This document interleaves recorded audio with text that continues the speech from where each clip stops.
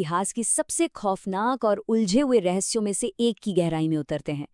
एक ऐसा मामला जिसने न सिर्फ पूरे देश को झकझोर कर रख दिया था, बल्कि जो आज भी मनोविज्ञान, कानून और हमारे समाज के लिए एक बहुत बड़ी पहेली बना हुआ है।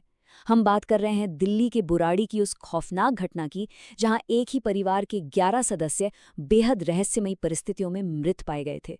इस विश्लेषण में हम सिर्फ सुनी सुनाई बातों या अफवाहों पर बात नहीं करेंगे। हम जांच रिपोर्टों, फोरेंसिक विज्ञान, मनोवैज्ञानिक ऑटोप्सी और इस पूरी घटना के इर्द गिर्द जो मीडिया का जाल बुना गया था, उसका पूरा सच सामने रखेंगे।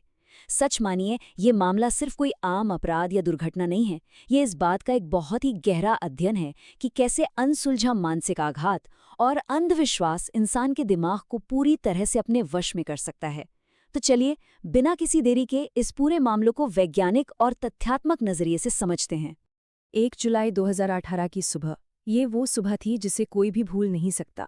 जरा सोचिए, जब गुरचरण सिंह, कुलदीप सिंह और प्रितपाल कौर नाम के कुछ पड़ोसी हमेशा की तरह भाटिया परिवार, जिन्हें चूंडावत परिवार भी कहा जाता था, उनका हालचाल जानने पहुंचे।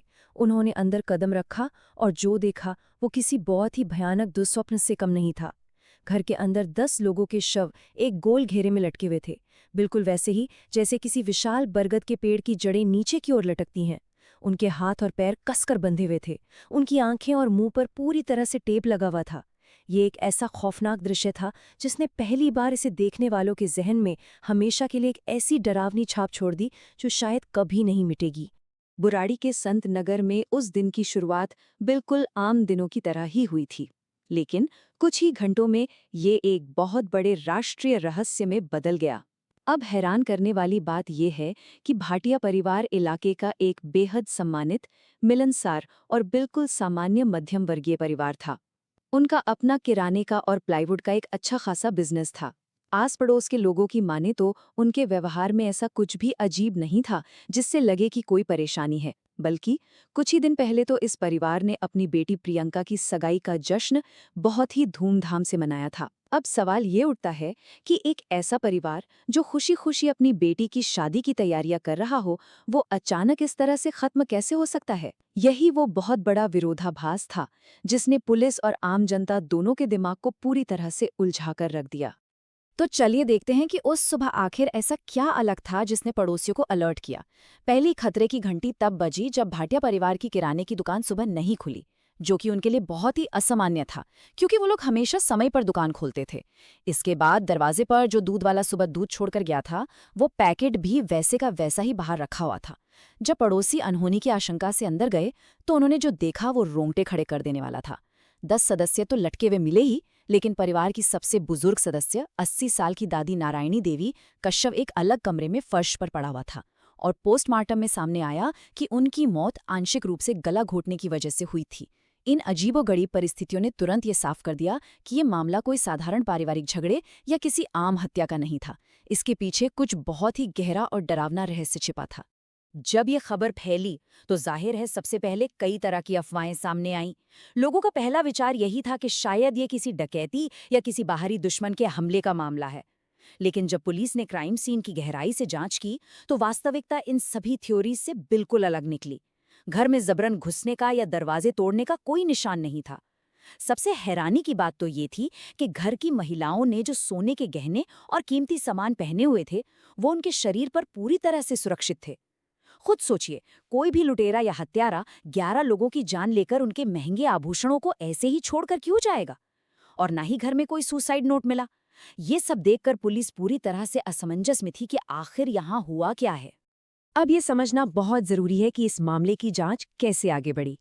जैसा कि स्क्रीन पर दिख रहा है, सबसे पहले बुराड़ी पुलिस स्टेशन के जो अधिकारी मौके पर पहुंचे, उनके चेहरों को देखिए। इन तीरों के निशान जिन पर इशारा कर रहे हैं, जैसे कि हेड कांस्टेबल राजीव तोमर और एसएचओ मनोज कुमार, इन अनुभवी अधिकारियों ने भी अपने पूरे करियर में ऐसा दिल दहला देने वाला मंजर नहीं देखा था। जब स्थानीय पुलिस को मौके से कोई भी मकसद, कोई हत्यारा या कोई सुसाइड नोट नहीं मिला और मामला सुलझने के बजाय और उलझता गया, तो उन्होंने इस बेहद जटिल केस को तुरंत क्राइम ब्रांच को सौंप दिया। इसके बाद क्राइम ब्रांच के DCP doctor Joy N Tirkey और उनकी स्पेशल टीम ने इस रहस्य की परतों को वैज्ञानिक तरीके से खोलना शुरू किया।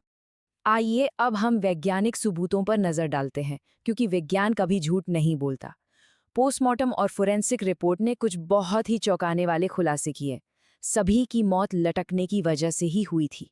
लेकिन सबसे दिलचस्प और हैरान करने वाली बात थी उनकी बड़ी आंत में पचे हुए भोजन का मिलना। अब क्लिनिकल साइंस के अनुसार जब कोई इंसान अत्यधिक तनाव या गहरे अवसाद में होता है तो उसका पाचन तंत्र काम करना बंद कर देता है या बहुत धीमा हो जाता है।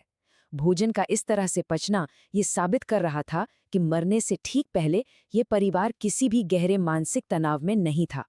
फोरेंसिक जांच में एक और अहम बात सामने आई। सबसे बड़े बेटे भुवनेश के हाथों पर संघर्ष करने के मामूली निशान मिले, जैसे उसने आखिरी पलों में खुद को खोलने की कोशिश की हो। लेकिन वहीं दूसरी तरफ बच्चों के मुंह में रुई ठूसी हुई की और ऐसा लगा कि उन्होंने बिना किसी विरोध के इस पूरी खतरनाक प्रक्रिया का चुपचाप पालन किया था। जांच आगे बढ़ रही थी, लेकिन सबसे बड़ा मोड़ तब आया जब क्राइम ब्रांच को घर की तलाशी के दौरान एक ऐसी चीज मिली जिसने इस पूरे रहस्य से पर्दा ही उठा दिया। और वो सुराग जुड़ा था इस जादुई संख्या 11 से। 11 लोग, घर की दीवार से निकलते हुए 11 पाइप और घर के अंदर से बरामद हुई 11 हस्तलिखित डायरियां। जी हाँ, ये कोई मामूली डायरियां नहीं थी जिनमें लोग अपने रोजमर्रा के विचार लिखते हैं। ये डायरियां तो असल में एक खौफनाक इंस्ट्रक्शन मैनुअल, यानी एक तरह की निर्देश पुस्तिका थी।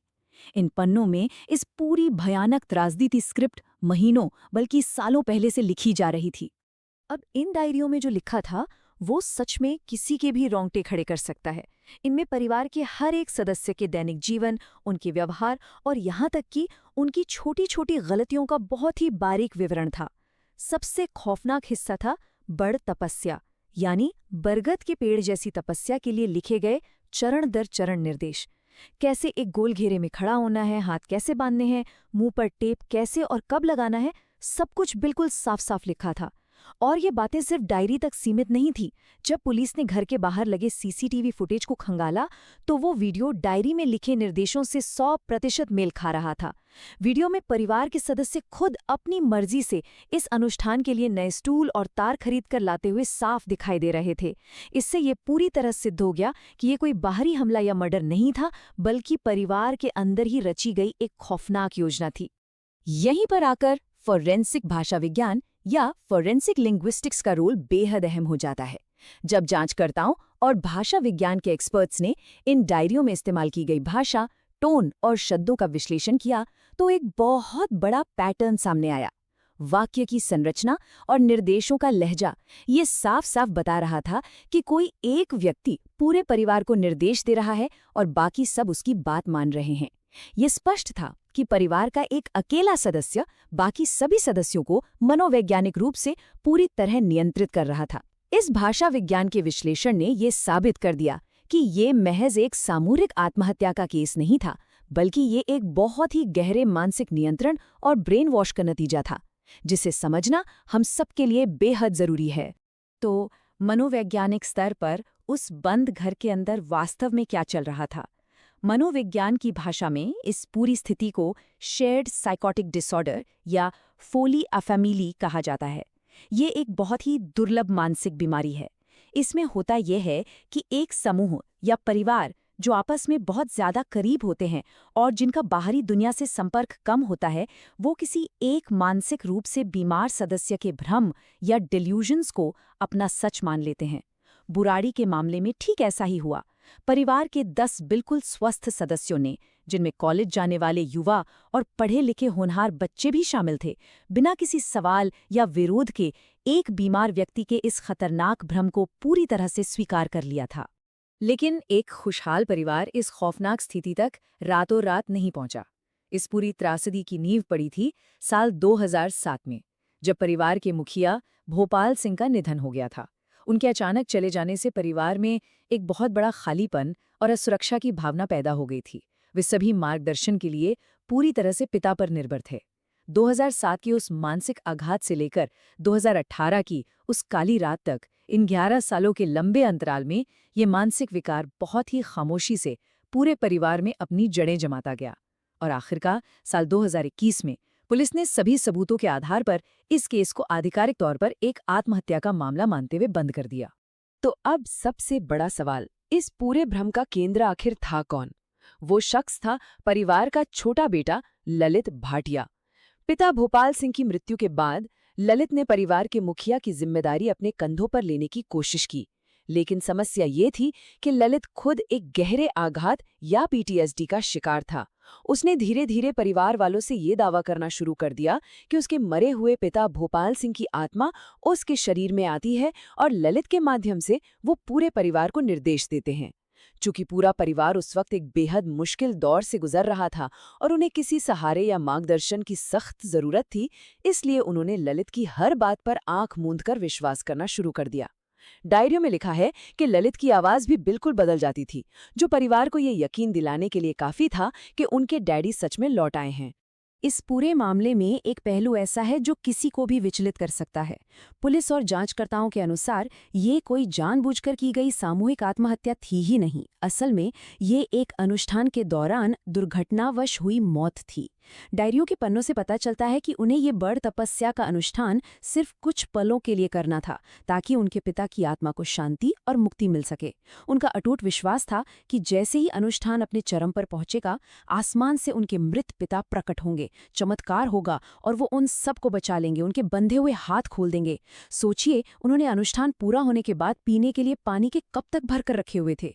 ये छोटी सी डिटेल इस बात का सबसे बड़ा सबूत है कि वे मरने की तैयारी नहीं कर रहे थे, बल्कि इस तपस्या के बाद अपनी सामान्य जिंदगी में लौटने का इंतजार कर रहे थे।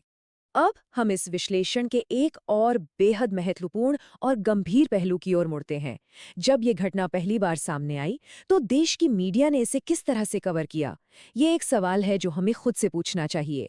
क्या वो सारी कवरेज सच की तलाश में थी, या फिर ये सिर्फ ज्यादा से ज्यादा व्यूअरशिप और टीआरपी हासिल करने की एक अंधी दौड़ थी? जब इस देश और समाज को संवेदनशीलता और इस मानसिक उलझन को समझने की जरूरत थी, तब न्यूज चैनलों की टीवी स्क्रीन पर जो कुछ भी परोसा गया, उसने पत्रकारिता के एथिक्स और नैतिकता पर बहुत ही गहरे और गंभीर सवाल खड़े कर दिए। सच को वैज्ञानिक तरीके से उजागर करने के बजाय मीडिया के एक बड़े हिस्से ने इस दर्दनाक त्रासदी को एक सस्ते अलौकिक थ्रिलर में बदल दिया। न्यूज़ चैनलों ने मृतकों के प्राइवेसी और सम्मान की रत्ती भर भी परवाह किए बिना उनके शवों के ऊपर से ड्रोन शॉट प्रसारित किए। प्राइम टाइम टीवी शोज में मनोवैज्ञानिकों या डॉक्टरों को बुलाने के बजाय तांत्रिकों और तथाकथित बाबाओं को बैठाकर काले जादू और आत्माओं पर बहस की जाने लगी। एक असल परिवार के वास्तविक और दुखद मानसिक स्वास्थ्य संकट को एक मसाला क्राइम ड्रामा की तरह पेश किया गया। इससे हुआ ये कि असली सच तो कहीं छुप गया और लोगों के बीच अंधविश्वास को और ज्यादा बढ़ावा मिल गया। स्क्रीन पर दिख रहा ये उद्धरण आज के आधुनिक अपराध रिपोर्टिंग की एक बहुत ही कड़वी और चुभने वाली सच्चाई को सामने रखता है। जो कभी सच्चाई के बारे में था, वो अब ट्रैक्शन यानी अटेंशन और व्यूज के बारे में है। मीडिया का असली काम क्या है? सत्ता से सही सवाल पूछना, तथ्यों की जांच करना और सच को समाज के सामने लाना। लेकिन आज के दौर में, खास तौर पर ऐसे हाई प्रोफाइल और रहस्यमयी मामलों में, दूसरों के गहरे दुख और त्रासदी को बस एक प्रोडक्ट की तरह पैकेज किया जाता है और बड़े पैमाने पर दर्शकों को बेचा जाता है। पीड़ितों के नाम और उनकी पहचान सिर्फ एक ट्रेंडिंग हैशटैग बनकर रह जाते हैं और एक बहुत ही जटिल मानसिक बीमारी को टीआरपी बटोरने वाले एक भूतिया रहस्य में बदल दिया जाता है। इस अंतर को समझना आज के समय में बहुत जरूरी है। एक समय था जब मीडिया वास्तव में एक वॉचडॉग यानी समाज के रक्षक के रूप में काम करता था। याद कीजिए, 2012 के निर्भया मामले में मीडिया के लगातार बनाए गए दबाव ने न्याय दिलाने और कड़े कानून बनाने में कितनी बड़ी भूमिका निभाई थी।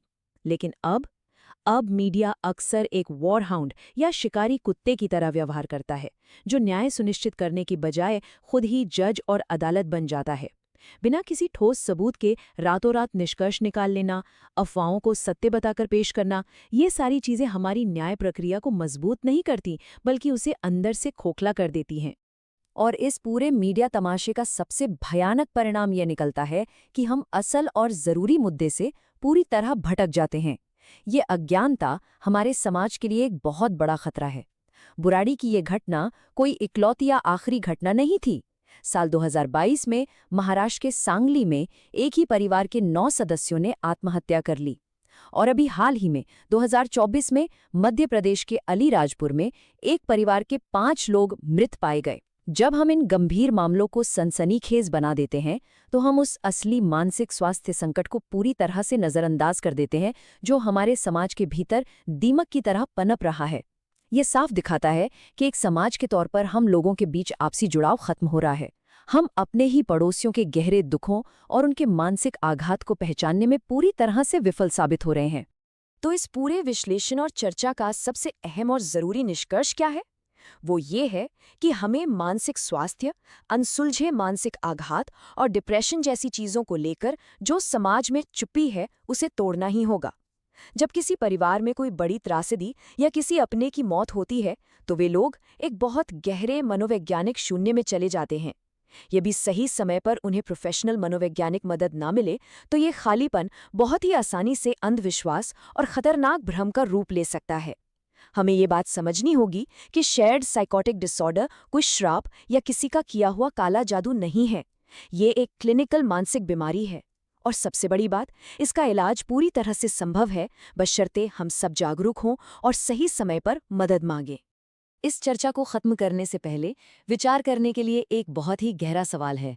आज के इस रील्स, शॉर्ट्स और ब्रेकिंग न्यूज़ के तेज़ रफ्तार युग में क्या हम वास्तविक इंसानी त्रासदियों को, उनके आंसुओं को केवल अपने मनोरंजन और कंटेंट के रूप में कंज्यूम कर रहे हैं? और क्या इस सनसनीखेज उपभोग की प्रक्रिया में हम अनजाने में ही उन पीड़ितों की गरिमा, उनकी इंसानियत और उनकी मदद की पुकार को पूरी तरह से अनदेखा और अदृश्य नहीं कर रहे हैं? यकीन मानिए, बुराड़ी का ये रहस्य सिर्फ उन 11 लोगों की दुखद कहानी भर नहीं है। ये हमारे सामने रखा एक आईना है जो ये दिखाता है कि एक समाज के रूप में हम दूसरों के दर्द पर कैसी प्रतिक्रिया देते हैं। इस बेहद जटिल और संवेदनशील विषय को वैज्ञानिक, मनोवैज्ञानिक और तथ्यात्मक दृष्टिकोण से समझने में हमारे साथ जुड़ने के लिए आपका बहुत बहुत धन्यवाद। हमारा हमेशा से यही उद्देश्य रहता है कि ऐसे गंभीर मामलों की सच्चाई पूरी जिम्मेदारी और सम्मान के साथ सामने लाई जाए। अगर आपको ये विश्लेषण ज्ञानवर्धक लगा हो और आप चाहते हैं कि हम भविष्य में ऐसे ही और गहराई से शोध किए गए विषयों पर चर्चा करते रहें, तो कृपया लाइक करें और इस वीडियो को अपना समर्थन जरूर दिखाएं। इससे हमारी बहुत मदद होती है। हमेशा कुछ नया सीखते रहें, जागरूक रहें और सबसे ज़रूरी बात, अपने आसपास के लोगों के मानसिक स्वास्थ्य के प्रति हमेशा संवेदनशील और मददगार बने रहें।